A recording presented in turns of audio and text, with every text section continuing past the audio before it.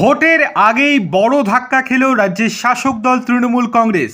এবার 6 জনের বিরুদ্ধে দায়ের হলো এফআইআর, সাথে 2 জনের বিরুদ্ধে অর্থাৎ 2 তৃণমূল নেতার বিরুদ্ধে এবার গ্রেপ্তারি পরোয়ানা জারি করে দিল পুলিশ।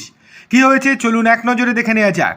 গত মঙ্গলবার সিও দপ্তরের সামনে গোলমালের ঘটনায় 6 জনের বিরুদ্ধে এফআইআর দায়ের ও গ্রেপ্তারি পরোয়ানা জারি করা হয়েছে। তাদের মধ্যে রয়েছেন তৃণমূলের 2 কাউন্সিলরও।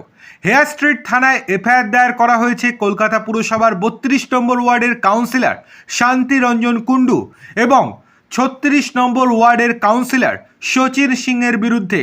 এছাড়াও এফআইআরে অভিযুক্তদের তালিকায় রয়েছেন আরও 4 জন।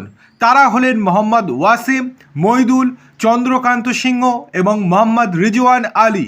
জামিন অযোগ্য ধারায় এই 6 জনের বিরুদ্ধে মামলা রুজু করেছে পুলিশ। তাদের বিরুদ্ধে বেআইনি জমায়েত, সরকারি কর্মচারীদের কাজে বাধা দেওয়ার মতো গুরুতর অভিযোগ রয়েছে। এফআইআরে বলা হয়েছে গত 31শে মার্চ এবং 1 এপ্রিলের মধ্যবর্তী রাতে অভিযুক্তরা হেয়ার স্ট্রিট এবং স্ট্র্যান্ড রোডের ক্রসিংয়ে নির্বাচন কমিশনের দপ্তরের সামনে বেআইনিভাবে জড়ো হয়েছিলেন। পুলিশের বারংবার অনুরোধ সত্ত্বেও তারা কথা শোনেননি, বেআইনি কার্যকলাপ চালিয়ে গিয়েছেন, সরকারি কর্মচারীদের কাজে বাধা দিয়েছেন। তাদের জমায়েতে রাস্তা আংশিক অবরুদ্ধ হয়ে পড়েছিল, ফলে রাস্তায় যানজট তৈরি হয় এবং সাধারণ মানুষ অত্যন্ত সমস্যার মুখে পড়েন। রাজ্যের মুখ্য নির্বাচনী আধিকারিক অর্থাৎ সিও মনোজ কুমার আগরওয়ালের বিরুদ্ধে উস্কানিমূলক স্লোগানও দিচ্ছিলেন তারা। এফআইআরের ভিত্তিতে পুলিশ তদন্ত শুরু করে দিয়েছে। অভিযুক্তদের বিরুদ্ধে বড় পদক্ষেপ নেবে বলে জানিয়ে দিয়েছে পুলিশ।